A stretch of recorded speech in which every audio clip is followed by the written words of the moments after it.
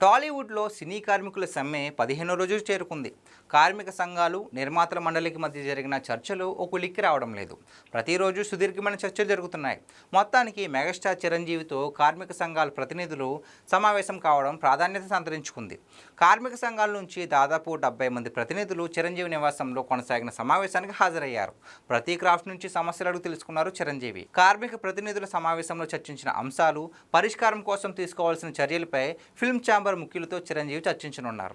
అంతకుముందు film chamber అధ్యక్షుడు భరత్ భూషణ్తో నిర్మాతలు అత్యవసర సమావేశం నిర్వహించారు.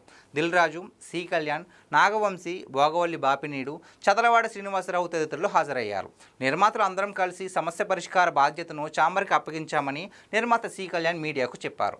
ఛాంబర్ తీసుకున్న నిర్ణయమే తుది నిర్ణయం అని ప్రకటించినందున ఇప్పుడు ఫిల్మ్ ఛాంబర్ ముఖ్యులతో చిరంజీవి నిర్వహించబోయే సమావేశమే అత్యంత కీలకంగా మారింది. మొత్తానికి చిరు ఎంట్రీతో సినీ పరిశ్రమలో నెలకొన్న సమ్మెకు శుభంకాటు పడుతుందేమో చూడాలి మరి.